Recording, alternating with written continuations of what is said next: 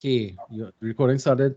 Miss Charles, as you have that dog barking in the background, it might be useful for you to That mute that's during not that.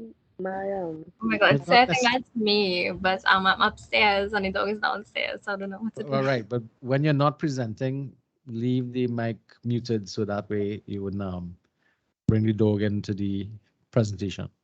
Okay. Okay. Okay. All right, guys, you can begin now. Okay, so good evening again, everyone. My name is Emily Dukran, and I'll be accompanied by my team members, Kari, Jitta, and Shrim Charles, in presenting Chapter 8, Understanding Complex Organizations. Next slide, please. All right, so in order to understand complex organizations, we must first be knowledgeable in what exactly an organization is. So, organizations are large collections of groups of people that interact in a continuous manner within a complex structure to accomplish a specific purpose or goal. So, this can stem from something simple as being a student at Custard. You see and experience a wide range of organizations like administrative offices, student councils, etc., all having one holistic goals and means to achieve it. So, all kinds of organizations exist in and around you to essentially improve your quality of life. So, for example, teachers work in schools, engineers and lawyers work in firms, social workers operate in human services agencies. So, the trick is really learning how to work successfully in an organization, as it is a skill that will be thoroughly useful in your life. Next slide, please, Gary.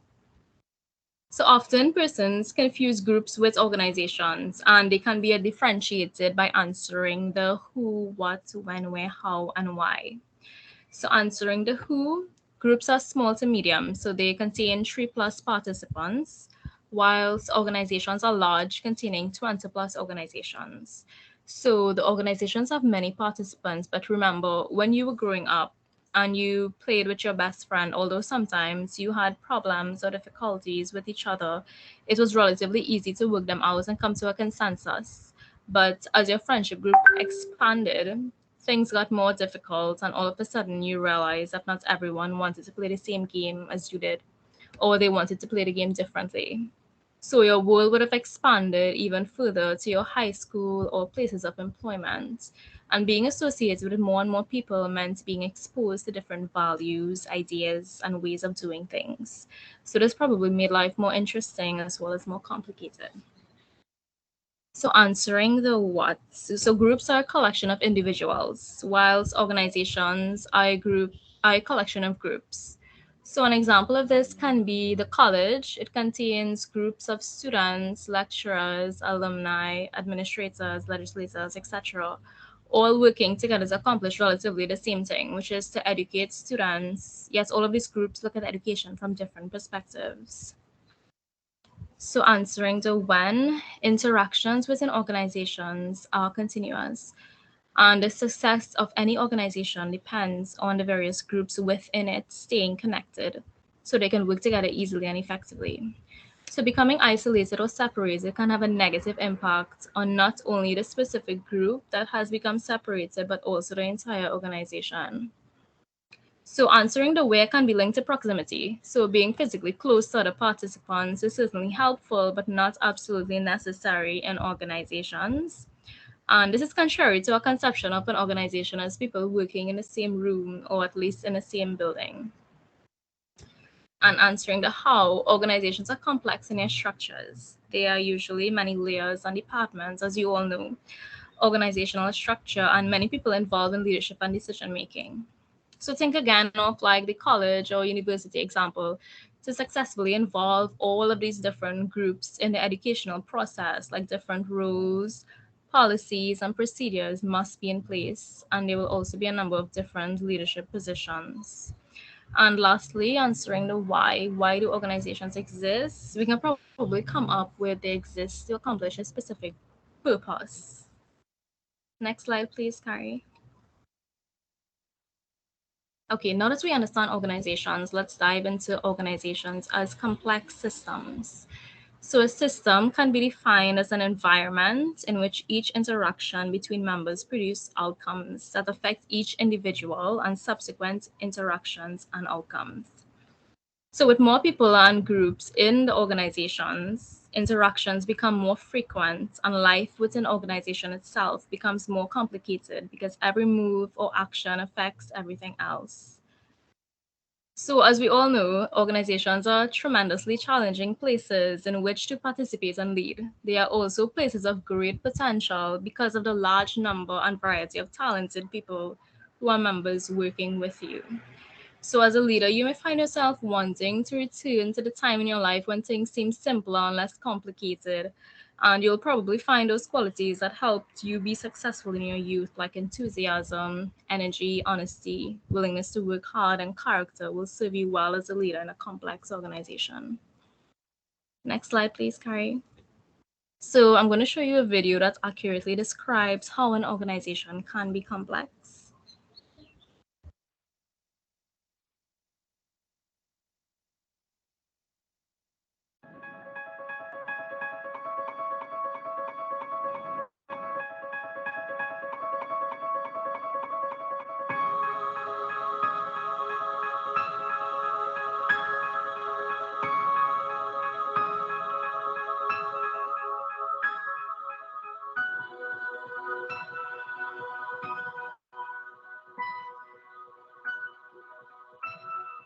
So there's a big change in the thinking in the world, and complexity is at the heart of it, because this is a complex world.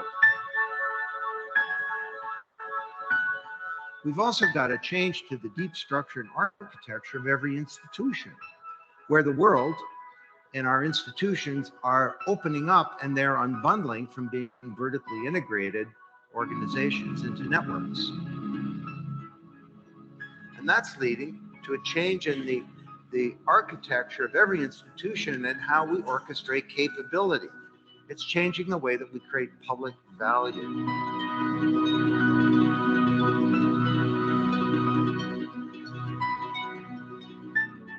Let me give you the old paradigm. In the old one, we understand that the world is an ordered place. Ordered systems can constrain agents. Something in control pushed out standardized units to passive recipients who were isolated and who were largely inert. Mass media, mass production, mass marketing, and that the world can be understood on the basis of the past. Based on experience, conditions and events are predictable. Traditional institutions have worked in the past, therefore they can work in the future.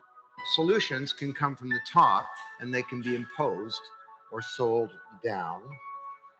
And the job of leaders is to lead. It's to learn for their organization as a whole, create a vision, sell it down, simplify the complex, and make decisions for the enterprise. And that's how things happen when great leaders act.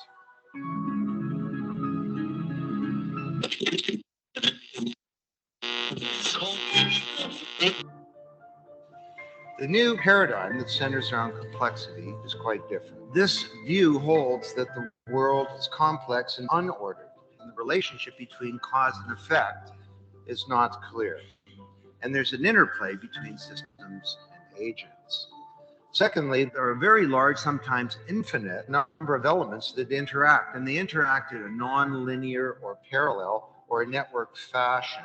As part of this, minor changes can create large impacts. As the world becomes more connected, more complex, we find ourselves in the unordered context. In complex contexts, there's a high degree of unpredictability because conditions are constantly changing.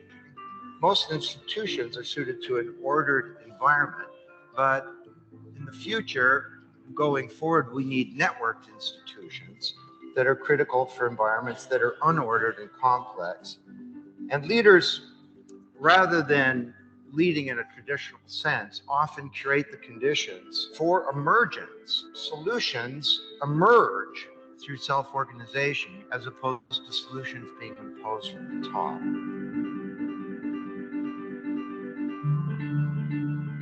People can self-organize. bring down tyrants in the Middle East, to create an encyclopedia or a new computer operating system. People can now participate, and the conditions for emergence are like we've never seen before. So this is a new division of labor in society, network effects, powerful emergence, and self-organization as a truly revolutionary force.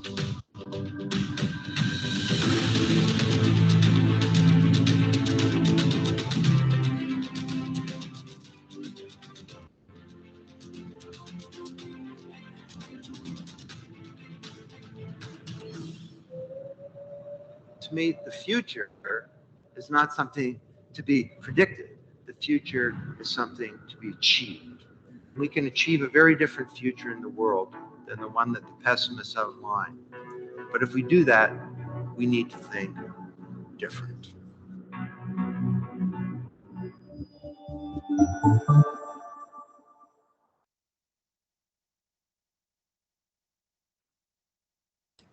Okay, thank you, Carrie. Next slide, please.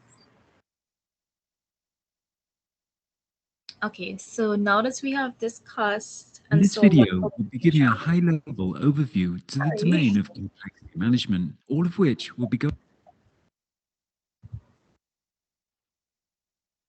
Okay, right. So we have discussed and looked at organizations and their complexity. So let's discuss some organizational structures. So just as all organizations exist for some purpose, they also have a structure that makes their day-to-day operations easier. So Max Weber has a theory of bureaucracy, and it proposes that all business tasks must be divided among the employees. So the basis for the division of tasks should be competencies and functional specialization. Harry, can you go to the slide with Max Weber, please?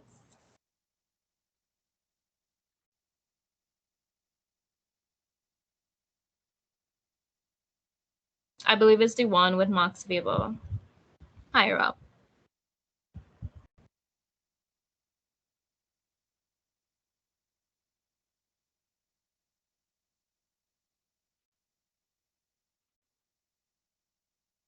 Okay.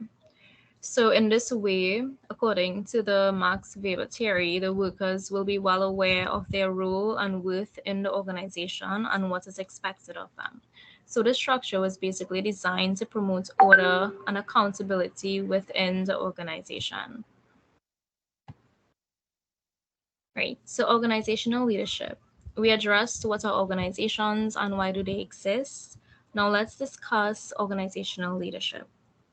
So the organization exists in all of its connected members. So regardless of how it comes into being, leadership exists for one holistic reason, which is to help an organization accomplish its stated purpose.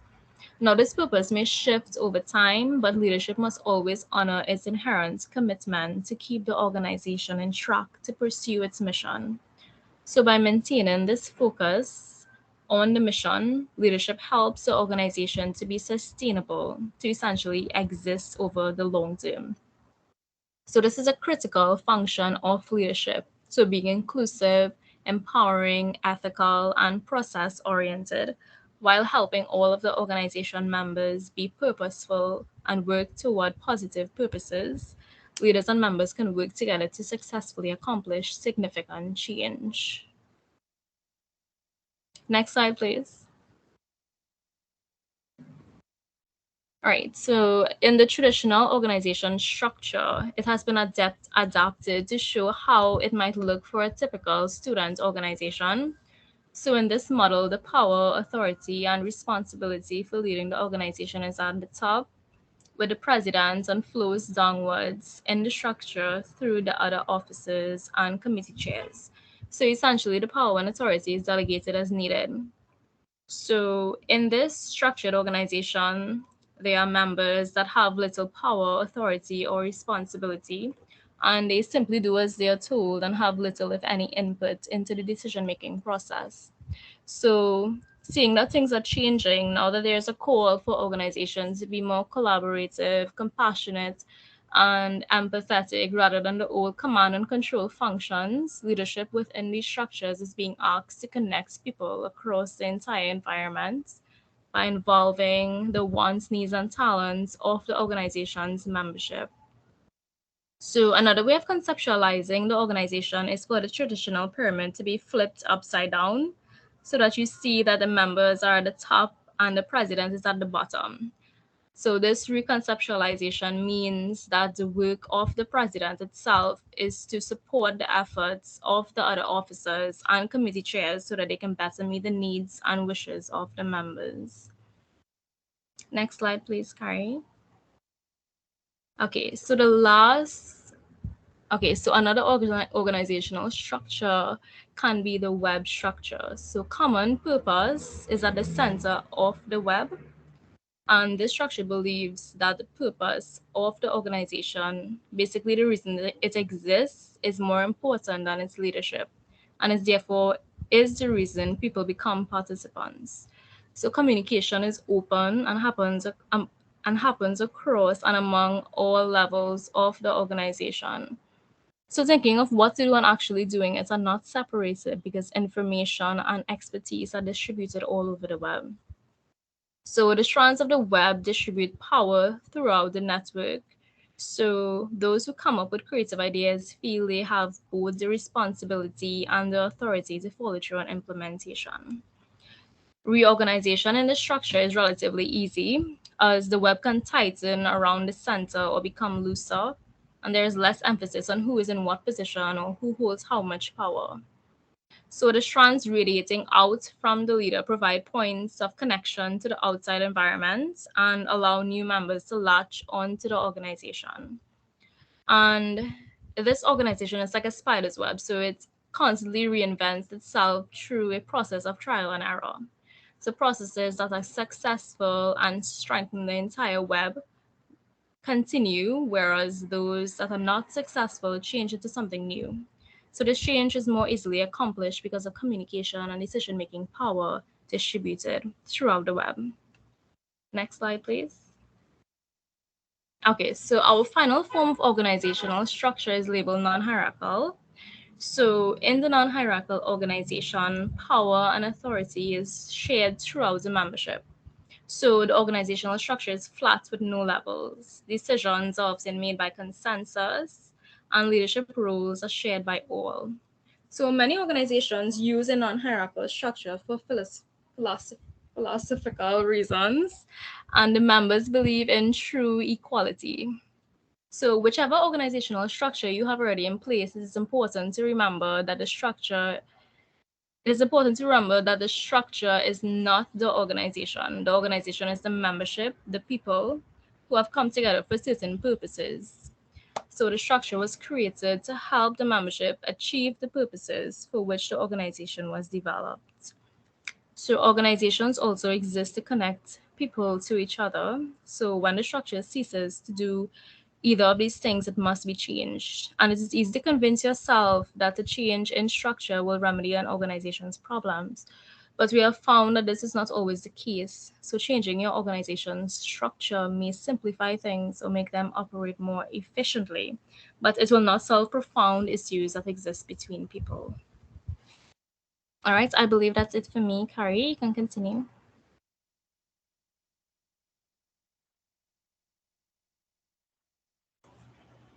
Good afternoon, everyone. I will be dealing with the organizational mission, vision, and core values. So, organizations exist for a specific purpose, right? To represent the views of the members, to produce some product, to provide activities for its members, or for countless other reasons, right? This is what causes people to want to join and participate in organizations. A critical aspect of the success or failure of any organization will be how its purpose or mission comes to life in its vision and actions. Here's a video that accurately represents missions, visions, and core values.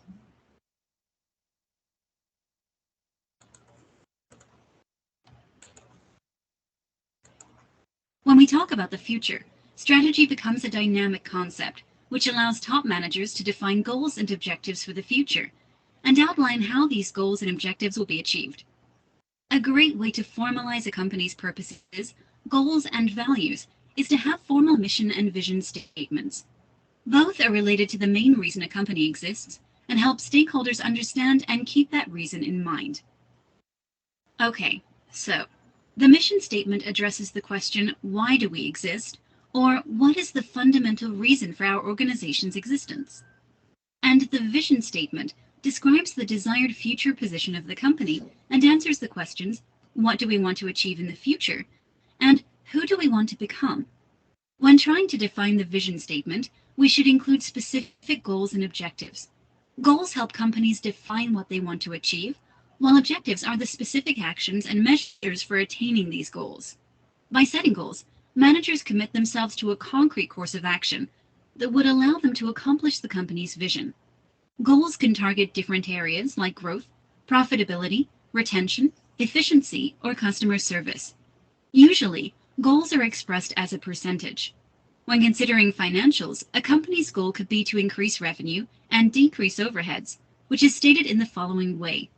Increase revenue by 10% and decrease overheads by 5% in 2017. An example of an objective that will help you achieve a 10% increase of sales is acquiring 5 new customers every month. Reducing overheads can be achieved by finding new and less expensive office premises or maybe outsourcing activities. Both are specific objectives that might allow a firm to reduce its overhead by 5%. Another important question companies should answer is, how are we going to behave and what do we believe in?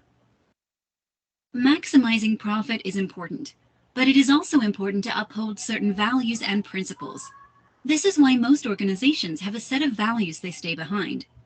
The role of this statement is to define the firm's values and place constraints on how the organization pursues its goals. This can be important for the talented individuals being recruited by the company. Usually, they're not only interested in large compensation packages, but also want to work for an employer that is socially responsible and believes in integrity and business ethics. Right. Obviously, it is not hard to find a firm's mission, vision, and values. All stakeholders can access these statements easily. Just open a company's website and click around. You can locate them in no time. All right, it's time for a few practical examples. Let's look at the way some large corporations have stated their mission, vision, and value statements. Some firms are very specific when defining their mission statements and clearly express why the firm exists and what kind of services it offers. To build the web's most convenient, secure, cost-effective payment solution, PayPal. To accelerate the advent of sustainable transport by bringing compelling mass-market electric cars to market as soon as possible, Tesla. These are the missions of PayPal and Tesla. Both companies have a mission statement that is laser-focused, a statement that isn't ambiguous, is to the point, and indicates the company's main purpose. But that's not always the case. The mission statements of other companies show the business strategy their organization follows. The two examples you see here show that Walmart and IKEA follow a cost leadership business strategy. We save people money so they can live better. Walmart. At IKEA, our vision is to create a better everyday life for the many people. Our business idea supports this vision by offering a wide range of well-designed, functional home furnishing products at prices so low that as many people as possible will be able to afford them. There is a third type of mission statement as well that is polar to what we've seen so far. Some companies are too vague in their mission statements and do not present the market scope of the business. To be a company that inspires and fulfills your curiosity. Sony. It is our mission to continue to authoritatively provide access to diverse services to stay relevant in tomorrow's world. Guess. Not very clear, right? The same reasoning applies to selecting the vision statement. It needs to express what the company wants to achieve. The best vision statements are concise, clear, and inspirational. Here are examples of clear and memorable vision statements. To provide access to the world's information in one click. Google. To create economic opportunity for every member of the global workforce. LinkedIn. And here's an example of a vision statement that is too general and hard to remember. Our vision serves as the framework for our roadmap and guides every aspect of our business by describing what we need to accomplish in order to continue achieving sustainable quality growth. Coca-Cola. Okay, that covers mission and vision statements. Now, values. Let's look at the values of Facebook. These are the guiding principles for the company's employees. The company values are impactful, dynamic, bold, open, and socially responsible behavior. These are the 5 values that Facebook and its employees should stand for. Defining these principles helps the company communicate to its employees what the organization stands behind and how it intends to do business. It is interesting to see how different companies understand the world, how they want to behave in it, and what they want to achieve. This is what we can learn by reading a firm's mission, vision, and value statements.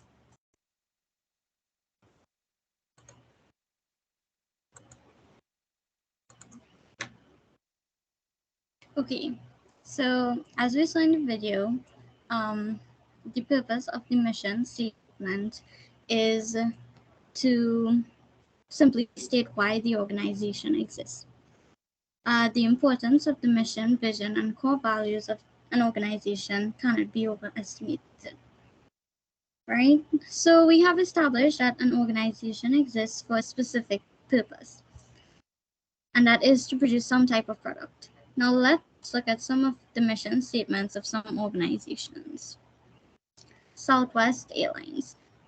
The mission of Southwest Airlines is dedication to the highest quality of customer service delivered with a sense of warmth, friendliness, individual pride, and company spirit. Another mission statement is Google. Google's mission is to organize the world's information and make it universally accessible and useful. United Parcel Service. We enable global commerce. As we have seen in the past 2 mission statements by organizations that are well known, we can see that these mission statements clearly outline the reason for the organization's existence. It is to the point and it is understandable. Here is an example of a previous mission statement of an organization that is kind of hard to understand.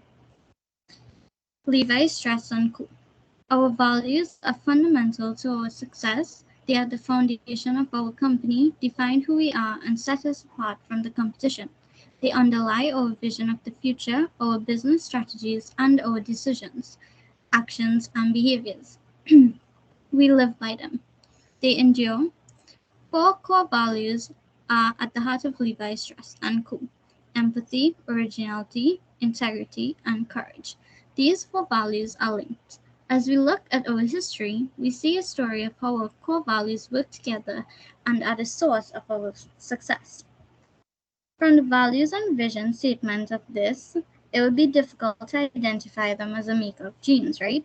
But recently, Levi Strauss & Co. mission statement of 2022 is as follows: to sustain responsible commercial success as a global marketing company of branded apparel.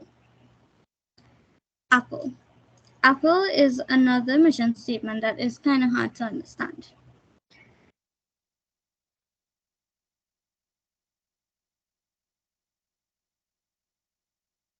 Apple ignited the personal computer revolution in the 1970s with the Apple II and reinvented the personal computer in the 1980s with the Macintosh.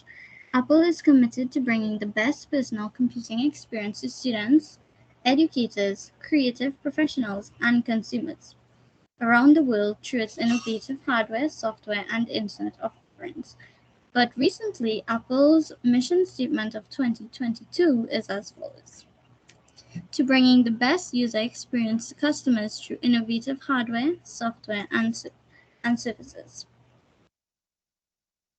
An organization's mission statement must have the following: why does the organization exist?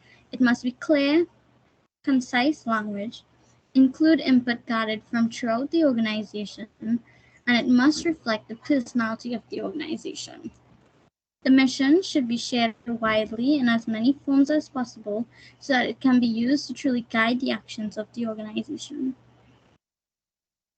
Now, the mission statement should also do something else. it should offer a compelling reason for the organization's existence.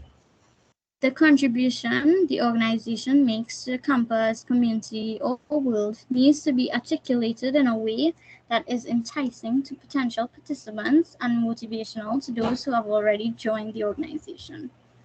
The mission of the organization could be social, service-related, programmatic, political, or any combination. But the effectiveness of the organization will be determined by how well it moves towards its mission.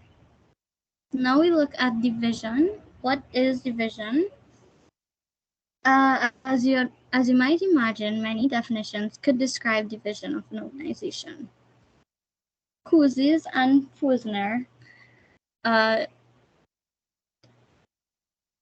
describe the vision of an organization as an ideal or unique image of the future. And RB terms it an image of what the people of the enterprise aspire for it to be or become. The vision answers the questions: what do we want to be? What is the best we can be? We believe that the vision answers the questions: what is the ideal future for the organization? As such, it must motivate and inspire, be stretched, be clear and concrete, be achievable, reflect high values, and be simple. The vision that the organization embraces challenges both the leader and the membership to do their very best, sometimes even more than believed possible, to move forward the mission for which the organization exists. So getting members of the organization to share the vision can be very challenging, but unless it is shared and owned by the members, nothing of significance will ever happen. So I'm reading on the screen now. The vision must tap into the motivational systems of the people of the organization. Therefore, it is so important for the mission and the vision statements to be clearly stated and inspiring. It is also the reason why these two statements must constantly be in front of all leaders and members and used to guide the actions of the organization. As Margaret Wheatley said, we need to be able to trust that something as simple as a clear core set of values and vision, kept in motion through continuing dialogue, can lead to order.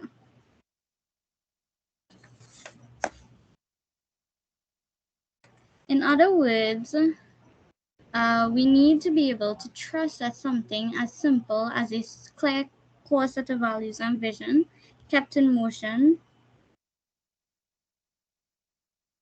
and the actions of the leaders and members of the organization, right, should be constantly kept alive. As Michelle Petrie said, for a group to remain currently focused, each individual must be aware of what it is their gaze is focused upon. In times of ambiguity, it has been helpful to together redefine the goal and to re-establish the team's commitment reaching this goal.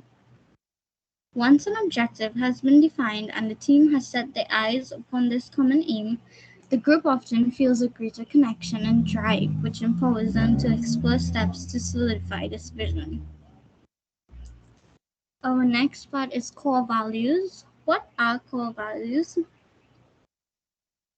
The core values of an organization are those values we hold which form the foundation on which we perform work and conduct ourselves, right? Without core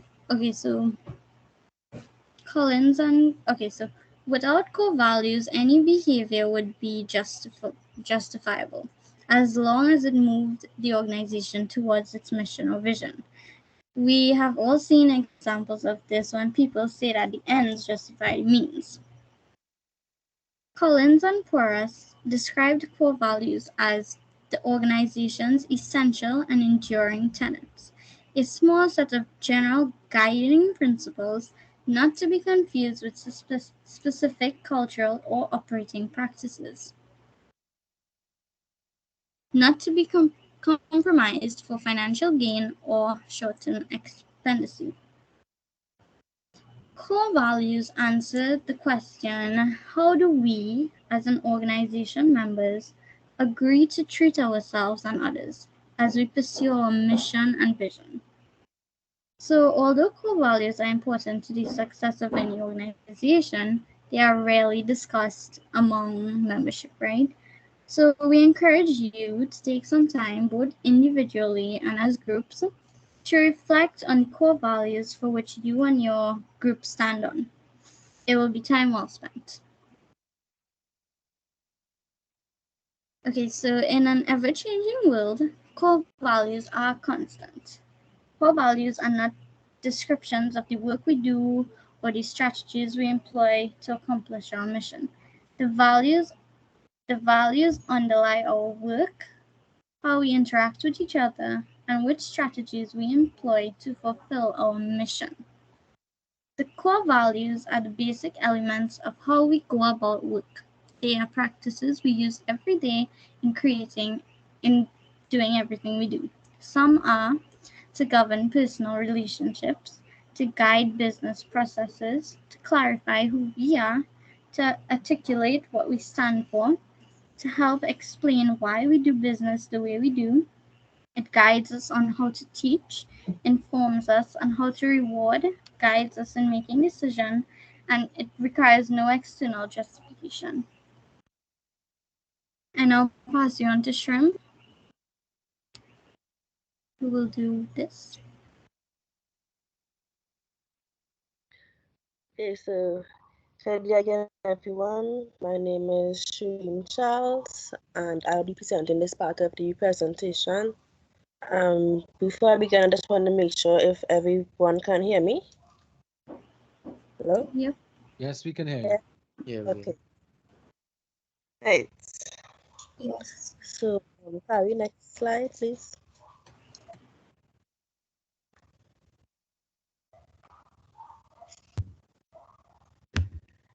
Okay, so what is multicultural organizational development? Multicultural organizational development is a process of change that supports an organization moving from a monocultural or exclusive organization to a multicultural or inclusive, diverse, and equitable organization. The approach requires an initial assessment of where the organization is and a commitment to a vision of where it wants to be in the future. All right, next slide, please. Okay, so multicultural organizational development. Just one. Next slide.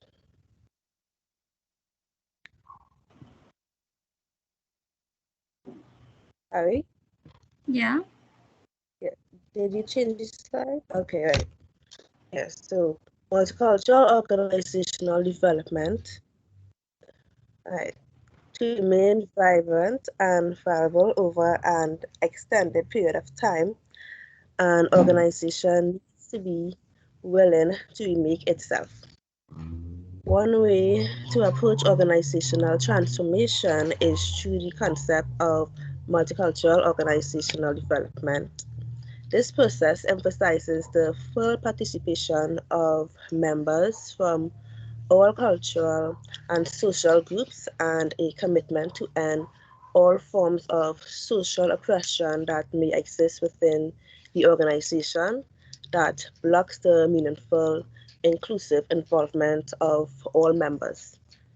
This emphasis on diversity and social justice offers a fresh perspective from which to approach organizational transformation because the relational leadership model emphasizes being inclusive and empowering. It is essential to understand how an organization might transform itself to be multicultural. Right, so next slide. Okay, so we have a question here for you guys if anyone would like to answer. What do you think the impact would be if every organization on your campus made a commitment to end all forms of social oppression? Anyone? If anybody have an idea or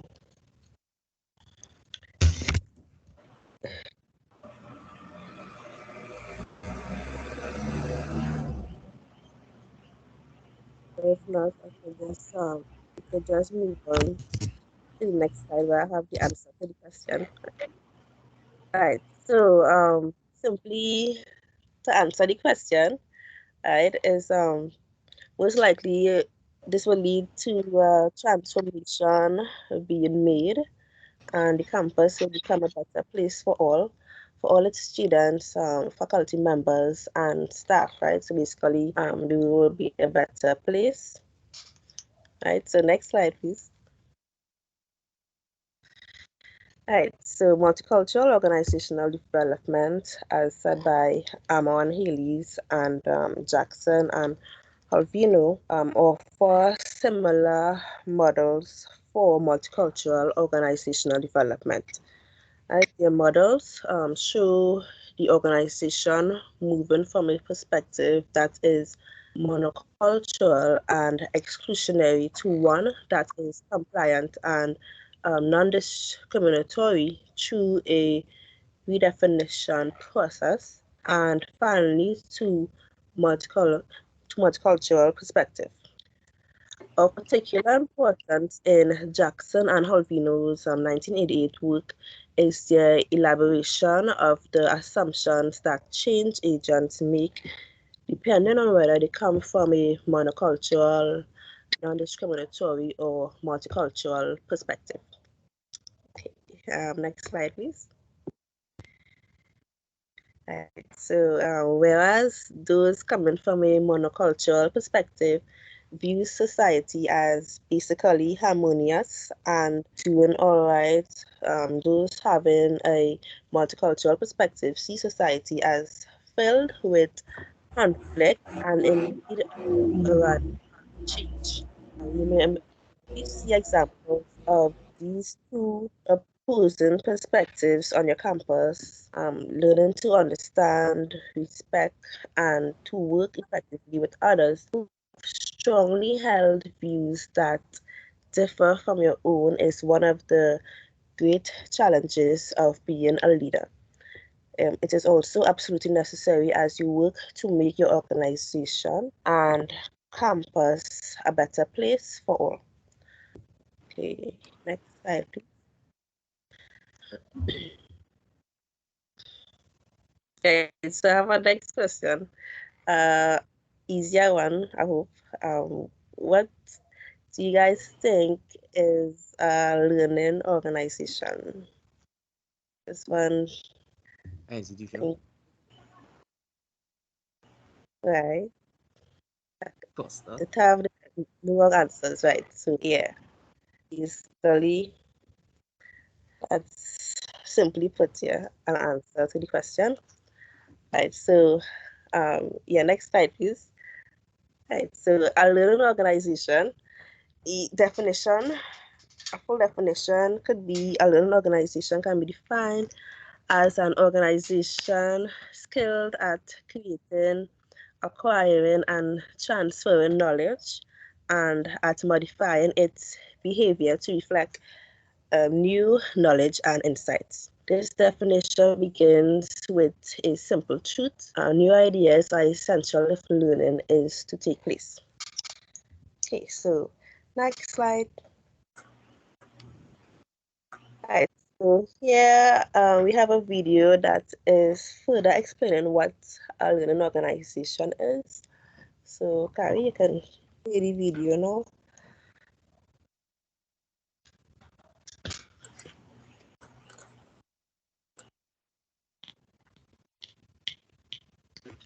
A learning organization encourages personal mastery and cultivates open feedback to see problems and opportunities on all levels. Some argue that learning organizations attract and retain more talents. Others say that there is a competitive advantage for an organization whose people learn faster than the people of other organizations. Here are 6 characteristics most have in common. They cherish an open culture. Learning organizations encourage everyone to share information, admit to mistakes, and practice giving and taking constructive criticism. Once the problem is found, they try to understand its root cause and fix it. To achieve such a culture, walls are removed, information is shared, and leaders show their human sides. They design and implement feedback loops. Some establish 360-degree surveys in which people assess themselves, their peers, and their bosses. Employees at five-star hotels ask guests for their opinions. Top schools may videotape teachers so they can later study themselves. Some even make feedback a team effort. Before any new project, they all get together to kick things off. After the project, they meet again to share and reflect on what has happened. They promote personal mastery. Employees try to achieve personal mastery in their fields. Once they become experts, they feel proud of their work. They are motivated intrinsically, and they can create positive change wherever they are. For example, a cleaner might come up with an idea on how to save water, and an accountant on how to save bank fees. The job of the boss is to connect all experts and give directions. They plan for intelligent fast failure. When they build something new, they don't spend time to make assumptions on paper. Instead, they create what's called minimum viable product, a simple prototype with only the core functions. This is then presented to users as early as possible to test what they think. Because it is imperfect, even friends give their honest opinions. The goal?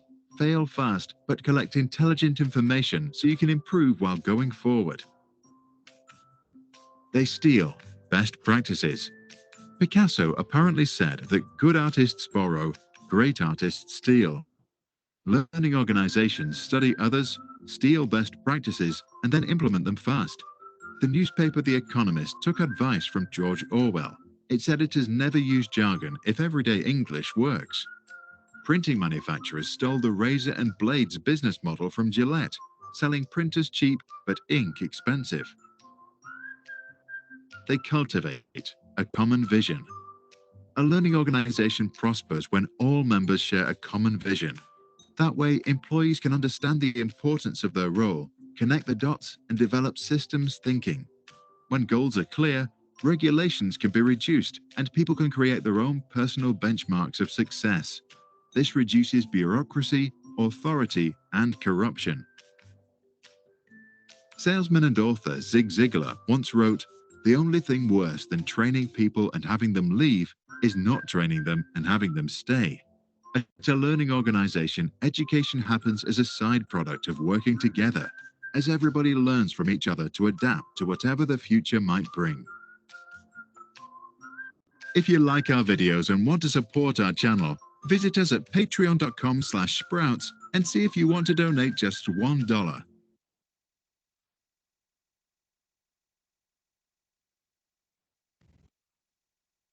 Okay, so moving on to the next slide.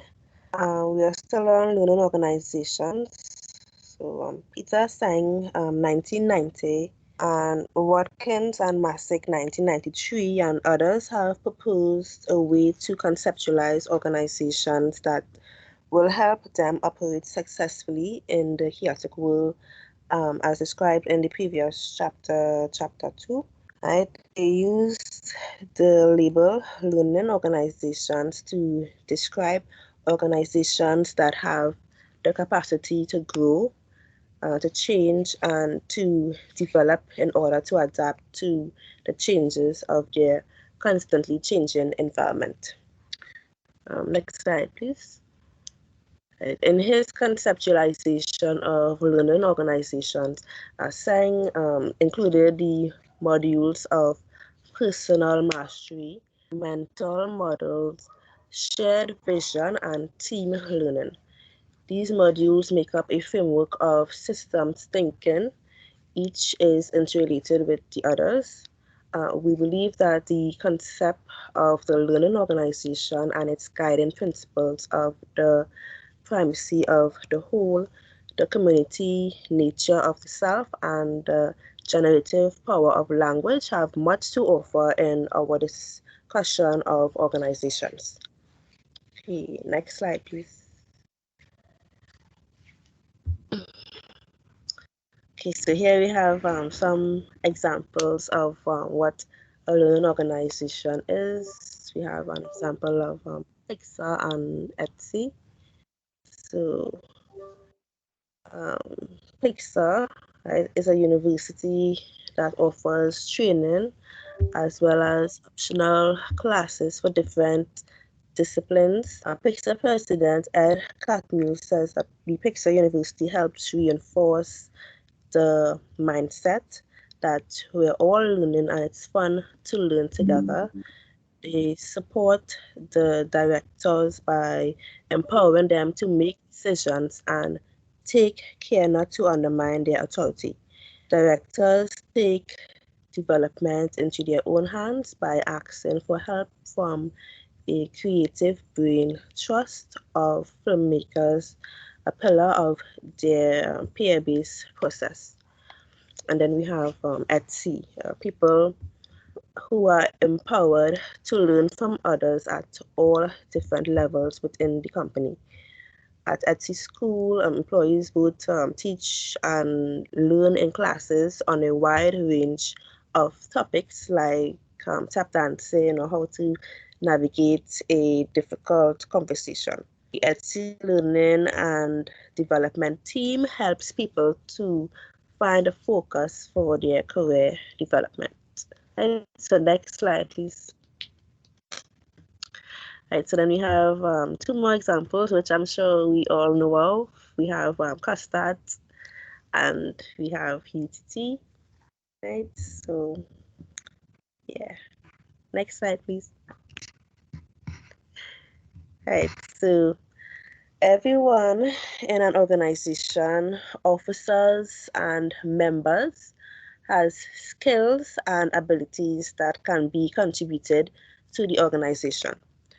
It is important for leaders to work with the group's membership, not only so that individuals can gain the skills needed to be effective in their current roles within the organization, but also as a way of preparing them for future positions. When members are skilled and empowered to use these skills, the whole organization tends to benefit. Okay, next slide, please. To consider for a moment the concept of an advisor. If your organization has an advisor, you may assume that this person will make sure details do not fall through the cracks when you are planning for a big event. And when this turns out not to be true, everyone loses. It is important to compare the mental models that you have with others in your organization.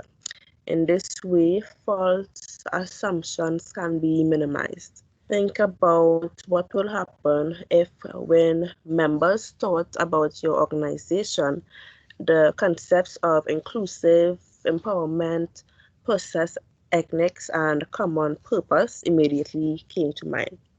Right, so these images could do a lot to guide the organization in a way that would help make it strong and successful. Next slide, please. Right, so finally, we have a systems approach governs the thinking in a learning organization. So when people think systematically, they share responsibility for the good and bad things that are happening, rather than looking for someone else to blame. Members of a learning organization hold up the mirror and ask themselves like how they have done what they have done, sorry, to contribute to the problem. A learning organization consists of the following: personal mastery, mental models, shared vision, team learning, and systems thinking. Right, next slide.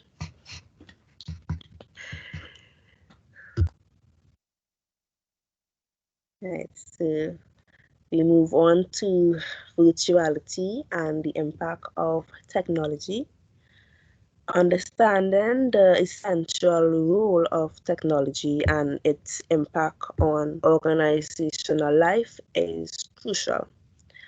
Charles Hardy defines virtual organizations as organizations that do not need to have all the people or sometimes any of the people in one place in order to deliver their service. The organization exists, but you can't see it. It is a network, not an office. Right? Seegers notes that we should think in terms of virtuality as a continuum. The more the teams is separated in the terms of geography, time, or culture, or organizationally, the more the virtual it is.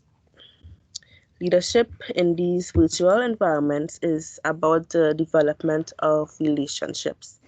Whether connected via information technology or not, leaders have to build relationships in order to lead effectively. Next slide, please. Right, so this is coming to the end of the presentation. So, in terms of what we have done so far, summarizing the whole thing, we have complex organizations, which basically is organizations are systems of all kinds that exist everywhere and essentially add to the quality of life of all individuals. We also touched on why do organizations exist. Organizations exist to overcome the problems of individual limitations. And we also further touched on how organizations are structured. We also touched on the importance of mission, vision, and core values. And lastly, we touched on virtual organizations, understanding the essential role of technology and its impact on organizational life. Right, so next slide. Right, so this concludes the end of our presentation, everyone. So thank you all for listening. And yeah, this concludes the end. So does anybody have anything to add or have any questions to ask? You can feel free.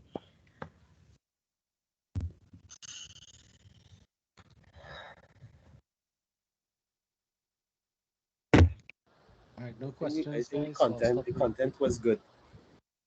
A good presentation. Okay, thank you. Thanks,